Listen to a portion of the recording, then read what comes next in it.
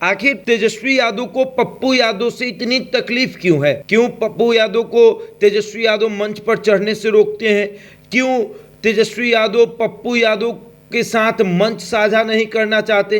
क्यों तेजस्वी यादव ने पप्पू यादव को चुनाव लड़ने से रोका था? इन तमाम सवालों का जवाब तेजस्वी यादव ने एक शब्दों में दिया कि हमें उनसे कोई तकलीफ नहीं, ना वो हमारे दल में है, ना हमारे सहयोगी के साथ हैं, तो हमें उनसे क्यों तकलीफ होगी। और ऐसा भी नहीं है कि उनको आगे चलकर कोई बड़ी राजनीति करना है कि इनको दिक्कत होगी।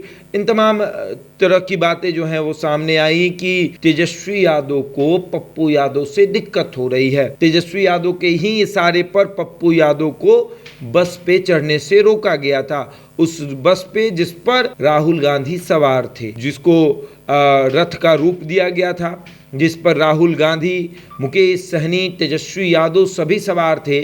उस पर आखिर तेजस्वी यादव के इशारे पर पप्पू यादव को क्यों रोका गया? इसके पीछे कई कारण बताए जाते हैं। पहला कारण ये बताया जाता है कि दोनों एक ही समाज के हैं, इसलिए तेजस्वी यादव नहीं चाहते कि पप्पू यादव आगे बढ़े। अगर पप्पू यादव आगे बढ़ेंगे तो फिर यादवों का नेता कौन होगा? पप्पू यादव होंगे। वहीं दूसरी तरफ पप्पू यादव भी कहते हैं कि जिन लोगों का लोकसभा में जमानत जब्त हो गया था, जिन पार्टी के उम्मीदवारों को, उन पार्टी को ये सोचना चाहिए कि लोकसभा के चुनाव में कम सीटें मांगनी चाहिए। और इन सब चीज़ों से पप्पू यादव के इन्हीं तमाम चीज़ों से तेजस्वी को दिक्कत होती है, तकलीफ होती है।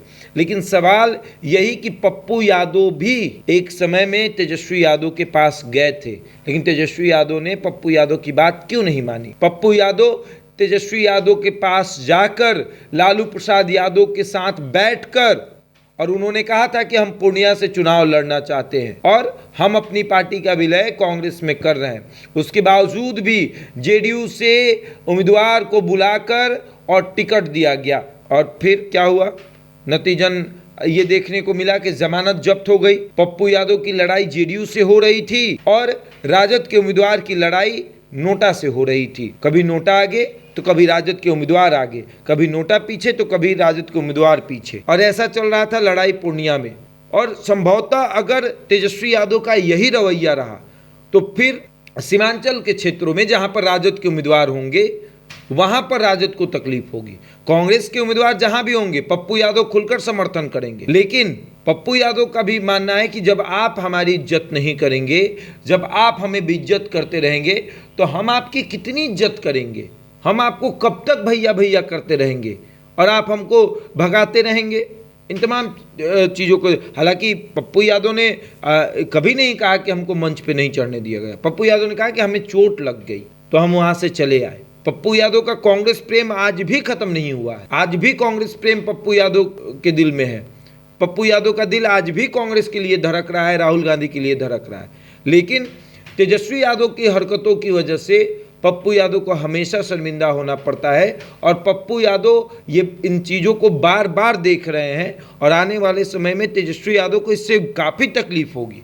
सीमांचल क्षेत्र में क्या खाली पूरे सीमांचल क्षेत्र में कांग्रेस तो होगी नहीं, राजद तो चुनाव लड़बे करेगी, और जब राजद चुनाव लड़ेगी तो उस स्थिति में क्या होगा?